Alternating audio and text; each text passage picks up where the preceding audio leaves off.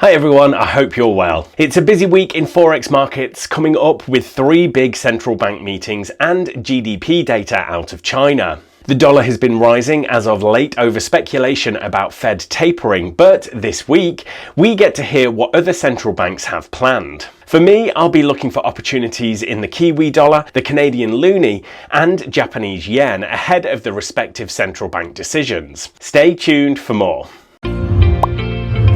GKFX Prime presents the week ahead.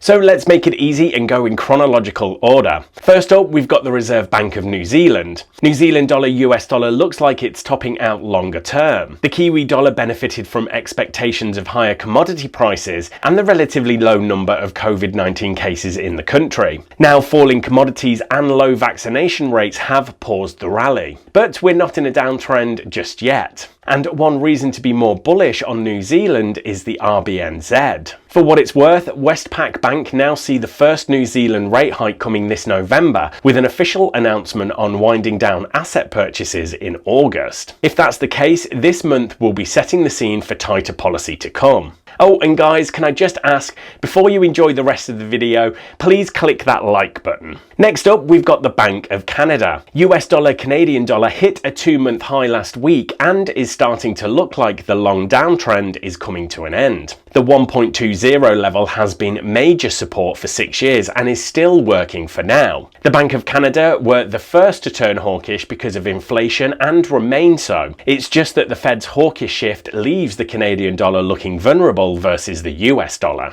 China GDP will be a big one for the global reflation trade. The pace of growth is expected to have picked up in Q2, with domestic strength now backed up by higher foreign demand for Chinese goods as Europe and US economies reopen. A good number should be good for risk-on assets like stocks and commodities, while a weak number would be good for the US dollar and bond markets. We can also give a quick mention of the Bank of Japan. Their big news is the moves to support bank lending towards climate change causes. But given the sky-high COVID cases in Tokyo and the chance of an Olympic Games with no visitors, monetary policy should basically stay unchanged, with little change in guidance.